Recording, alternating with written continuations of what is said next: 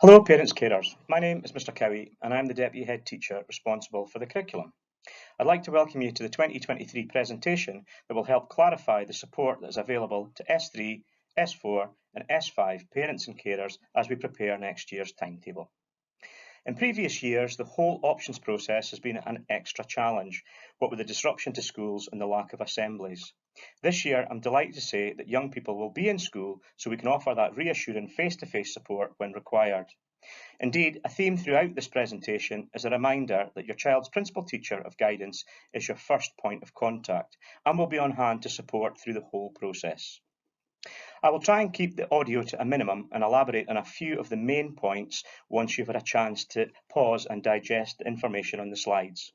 I'm sure you'll find this useful in advance of the parents' evenings and receiving the Google course choice form in due course. Okay, regarding aims, I would think it's the timeline and options process that most parents and carers will be looking at. At the very end, I will leave you with a summary slide that you can pause and screenshot. Here we have a summary of our curriculum rationale. I would like to pick up on the part about being ready to review our practice. This session I have continued to work with principal teachers to look at the subjects being offered and senior pupils about their approach to study and some of the wider achievement. Most recently, some members of the Parent Council took time to feedback on the information required by parents. Making subject choices can be an exciting but an anxious time. We will work together to make sure we get the best fit for each learner in Ellon Academy. In Scotland, young people can be in school education from the age of 3 to 18. In secondary school, there are two main parts. I confirm that S1 to S3 is what we call the Broad General Education, or the BGE, where young people develop a range of different skills. This is in preparation for S4 to S6, and it is in this senior phase that they take their national qualifications. This can be quite a busy schematic, detailing what pupils do in every year group. For the purposes of this audience, new S3 will do 8 subjects where they personalise within the curricular areas. New S4 will choose 7 national courses. New S5 will choose a minimum of 5 national courses with some wider achievement and study. And finally, at the top of the school, S6 will choose more than 4 national courses. There's more detail on that to follow later. I will leave this slide with you, but more information on how qualifications have changed. Personally, I just missed out on doing O grades, but from there we've gone to standard grades, to intermediates, and now the national qualifications. The big difference is that National 4 learners get the opportunity to pass assessments in school, whereas there is normally an external exam for National 5 level and above. This slide confirms how learners can progress through the levels.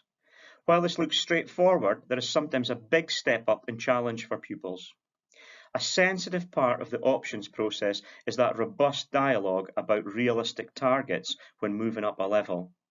Not every pupil will be successful in all their courses and may first experience failure.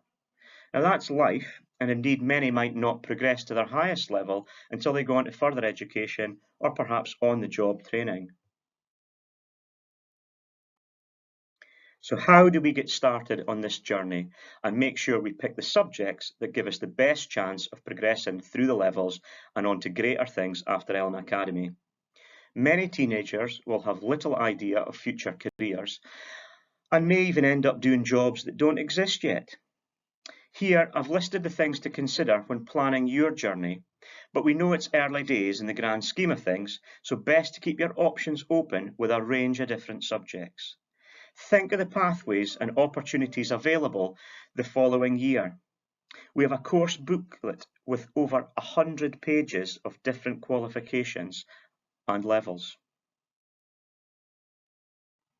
As I have said, it is always sensible to think ahead and plan your learning for the coming years. I am pleased to signpost some work our principal teachers faculty have been doing to illustrate the skills, opportunities and career paths that will be accessible if you choose their subjects. More information of each of these will be available in due course, but here's a snapshot of what success can look like in the technical faculty. So what support lies ahead to make sure we make the most informed choices? I won't be offended if you pause me to take a closer look at your year group and the timeline.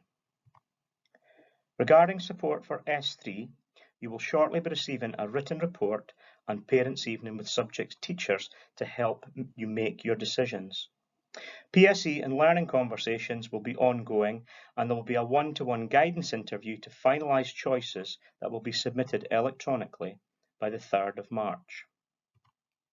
Similarly, for S4 and S5, the same support is available from guidance teachers.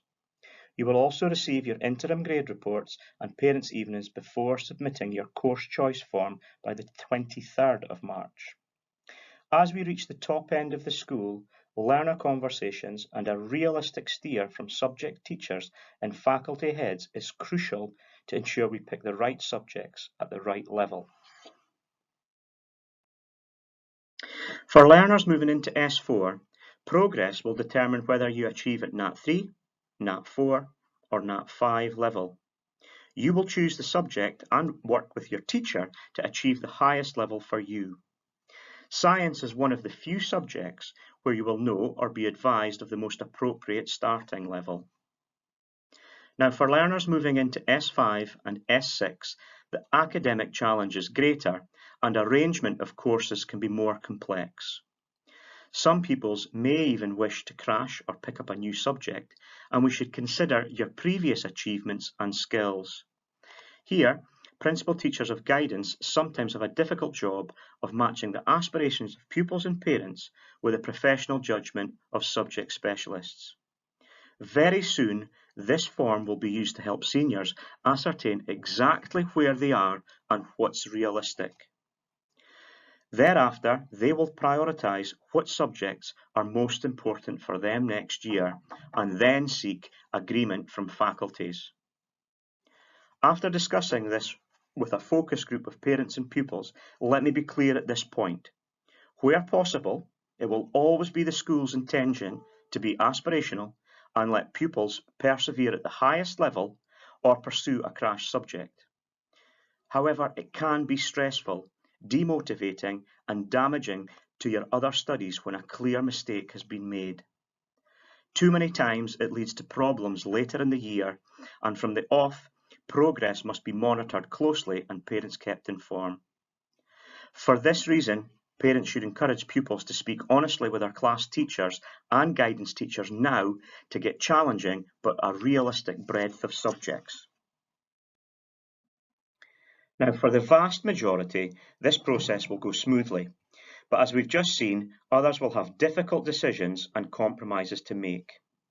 There are lots of constraints when making a timetable, and when you include personal choice, clearly you can't do everything. All I can say is, thankfully, we all have many different skills and interests. Where there are problems, I can say that it's my pledge that we'll be open and honest and work together to find individual solutions. Now it's time for the detail, and what choices do we get to make? First up is S3 into S4, where pupils will refine their 8 subjects and study 7 in more depth. All will continue with maths and English and almost all a modern language. During this process, pupils will prioritise their most important subjects and make a reserve choice. On the slide is an example of just how some subjects will be arranged into different columns. When pupils see the full course choice form, PTGs will support them to pick one subject from each of the 5 columns. Now, the deadline for parents and carers completing the Google form is the 25th of February. I must point out at this stage, it could be May before we talk about choices again, as I need to consider the data from all year groups, and I will, in the background, make tweaks and changes to ensure that almost all pupils get what they pick first time. For S4 into S5, pupils choosing to return to school might already have a good idea of what they want to do. Pupils who are planning to leave school might also wish to discuss putting in a backup form with their guidance teacher. Either way, new S5 will prioritise their 5 or 6 subjects and choose a reserve. On the slide is a snapshot of some of the subjects available in each of the columns. When pupils see the full course choice form, they select their subjects from each column. An important message is that pupils can only pick one college-based course, either a foundation apprenticeship or a skills for work course. To ensure the college course doesn't affect any of their other national courses, they choose college in both column B and column E. We have 6 very popular courses, and details of these will be on the Guidance Google Classroom. But of course, extra support will be given about making this decision and applying for the course. Pupils with 5 national courses will have the remaining column made up of wider achievement and study. This year, many are achieving a Saltire Award through volunteering in junior classes. We have added to wider achievement and complement the success of philosophy, mental health, and sports leaders, to name a few. For those with the biggest academic workload, Mrs. Murdoch is setting aside a senior study area for those 5 higher pupils in the library. On this slide, I confirm that selecting national courses takes priority over any wider achievement or study. Here we illustrate what some course choices could look like. The first is a real combination in red. One college course, and this is selected in B and E. We have 2 higher subjects and 2 national 5 subjects.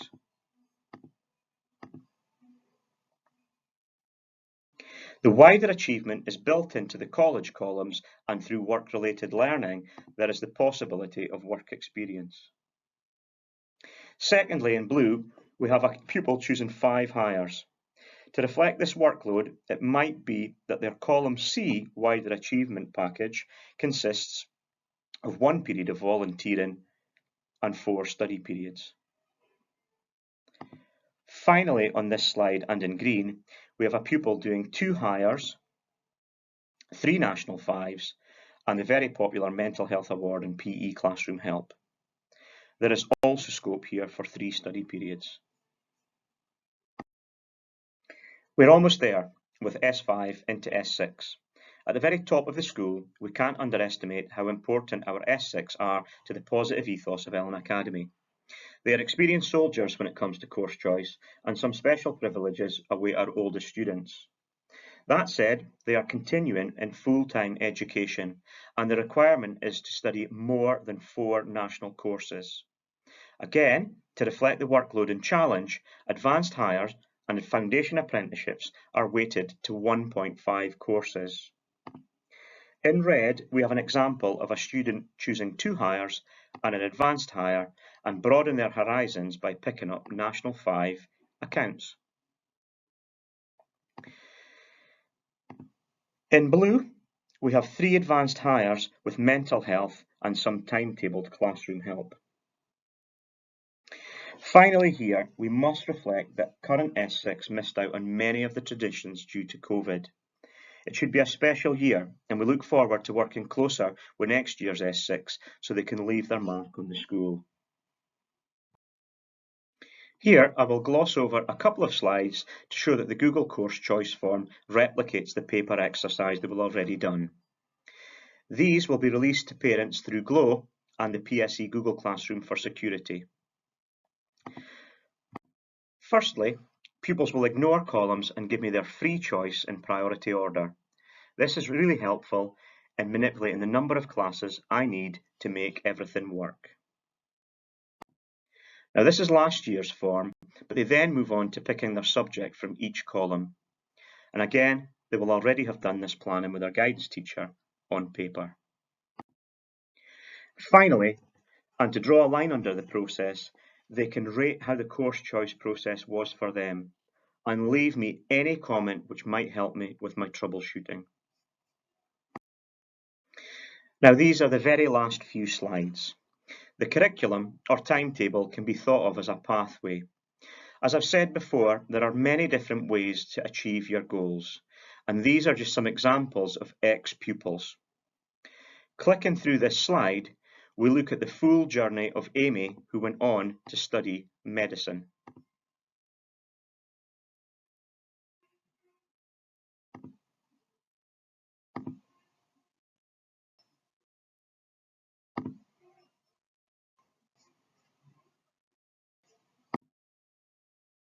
Stephen knew he wanted to go to college, and one feature here is the Skills for Work course helping to make that transition.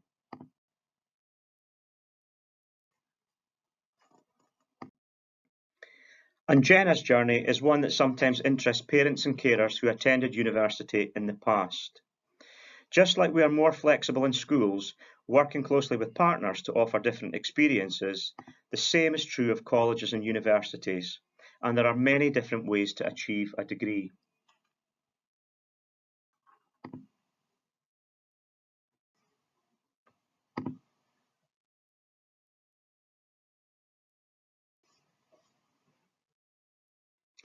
Now that really is it from me, but I will leave you with some frequently asked questions and a summary slide for each year group.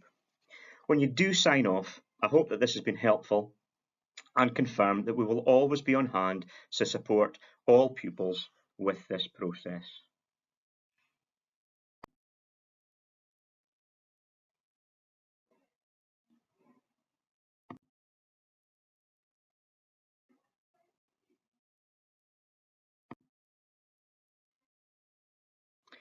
Thanks again and all the very best.